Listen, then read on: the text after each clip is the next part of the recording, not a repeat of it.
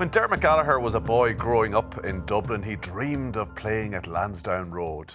In 2002, he achieved that dream. Well, sort of. By then, Dermot was one of the Premier League's top referees and took charge of the Republic of Ireland in a game against Russia, just a stone's throw from where he grew up. Just one of the incredible stories from 22 years and over 1,200 games as an elite referee, taking charge of cup finals and some of the greatest players ever. Dermot, thanks for joining us today and telling us your story. How did that come about? So you were a well-known figure in football at that stage, the top of your game in the Premier League. I guess people know you're originally Irish, originally from Ireland, but you're working in England and representing England, and you get to referee Ireland, which sounds like a dream come true given your background. It was, Tommy. It was incredible because even when I was professional referee, I used to come home 6-8 times a season, see my family, see my friends. And a lot of the times I trained with the Irish referees, trained up at Ulster with them, taught them different things that I'd learned that cascade down. And a very, very dear friend of mine, Paddy Daly, was the liaison officer for the referees for the FAI.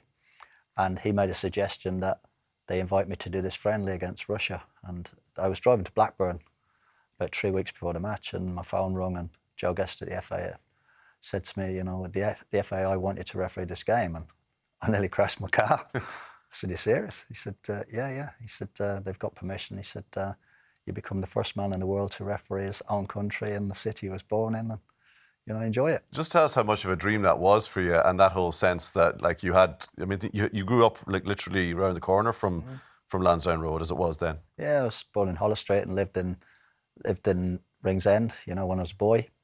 When we went to England, I was a young boy, first of all, when I went to England, and we used to come home every holiday. We'd be back, and I'd spend half of it in Dean's Grange, half of it in Carrickmines with my grandparents. And we used to see all the matches. My dad used to take me all the matches. And then I'd come back to Ireland when I was 13 because my mum and dad parted. And I'd spend time with my granny to look after me because I was still underage. And during that time, my dad took me to loads and loads of games at Lansdowne Road. And just before I was about to go to England for the last time, if you like, to start work, last time as a schoolboy to start work, he took me to see Ireland play Brazil at Lansdowne Road. And it was the famous 3-4 game, it was incredible. It was just incredible. And we were walking back to my granny's house in Dean's Grange, and I remember saying to my dad, "I'm going to play there one day." And my dad looked at me and said, "Yeah, right." And then when that happens, when I got that phone call to say I was going to referee it out, it was incredible. It was incredible. I remember stood for the national anthems, and my dad was dead then, unfortunately. And they played the Irish national anthem, and I just looked at heaven, and I remember thinking, "I did it, Dad." Brilliant. The Russians didn't mind, did they? No, they were fine. They were fine. And what would that? Because the likes of Roy would have been playing that game, Robbie Keane, Shea Given, and were they looking at you going, what are you doing this game for? It was amazing, really, because I got another Ireland game out of it. It just shows that it was a bit like Dublin buses, wasn't it? And they come in a row.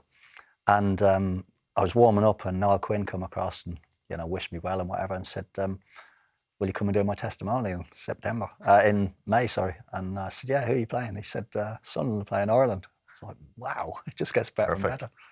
Yeah, it was just before they went to the World Cup. So I refereed the warm-up game for the World Cup in 2002, and then Niall played this game for, obviously raised a lot of money for the hospitals. And I went to Sunderland to referee that game when it was Ireland's last game before they went to Saipan. And it all went downhill from there, as they say. Your accent became a bit of a topic of conversation. You did an interview on Irish radio a while back, and I think people may be surprised from hearing you on Sky that you did have Irish roots, but it's obviously really strong and something that you've sort of dual personality over the years. Is that fair to say? I think you just get sucked in, don't you? That I've lived in England now for 48 years.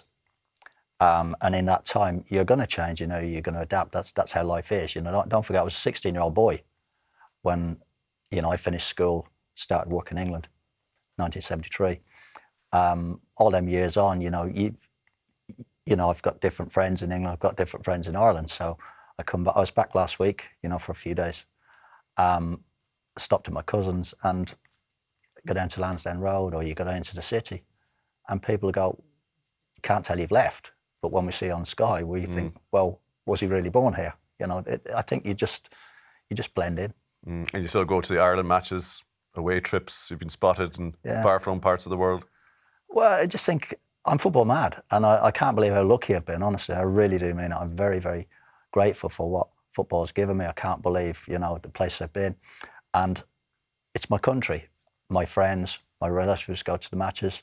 I meet up with them. We go 3 or 4 days, you know, to watch the games. It's just brilliant, you know. And we've been to the tournaments. I even went to Japan. You know, we were 3 weeks in Japan. Was in France for the Euros.